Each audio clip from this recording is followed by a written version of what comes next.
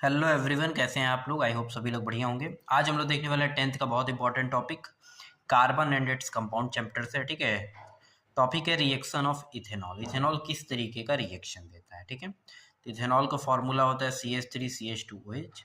ये इसका condense formula है।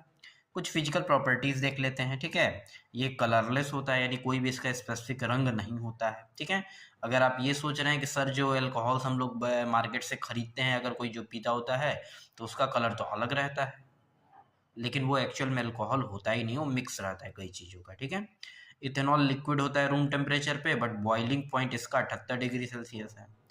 बर्निंग टेस्ट होता है, मतलब पीने पे जलन जैसा हल्का लगेगा और प्लीजेंट स्मेल रहेगा, महक अच्छी है।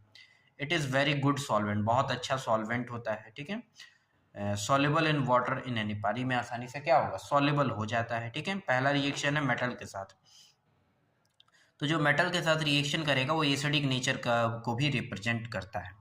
तो अल्कोहल ले लिया, सोडियम लिया, तो यहाँ से जो हाइड्रोजन होता है वो बाहर निकल जाता है, क्योंकि एसिडिक नेचर शो करना है तो वो नेगेटिव हो गया। अब सोडियम क्या है, मेटल है, तो मेटल आसानी से एक इलेक्ट्रॉन क्या करेगा, लूज करेगा, तो Na पॉजिटिव बनेगा, तो नेगेटिव के साथ लग जाएगा। ठीक है, सेकंड आ जाता है रिएक्शन विद ऑक्सीजन। जब हम लोग इथेनॉल को ऑक्सीजन के साथ रिएक्ट करते हैं तो कार्बन डाइऑक्साइड बनता है, वाटर बनता है, और उसके साथ हीट और लाइट हमारे पास प्रोड्यूस होती है।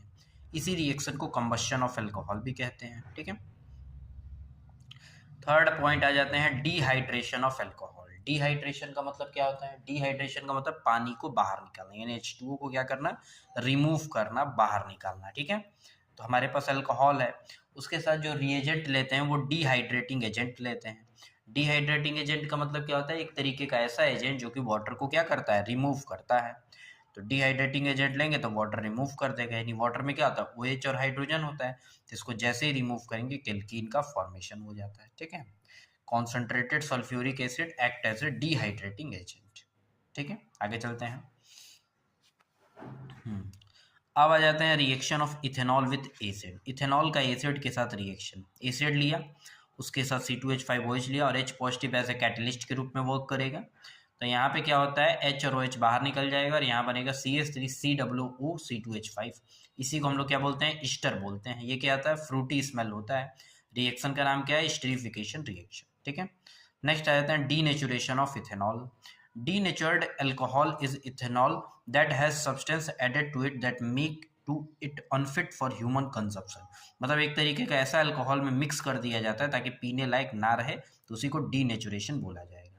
ऑक्सीडेशन ऑफ इथेनॉल, तो कोई भी ऑक्सीडाइजिंग एजेंट लेंगे तो ऑब्वियस सी बात है वो एसिड के फॉर्म में कन्वर्ट करेगा, यानी प्राइमरी अल्कोहल को एसिड के फॉर्म में, सेकेंडरी को कीटोन के रूप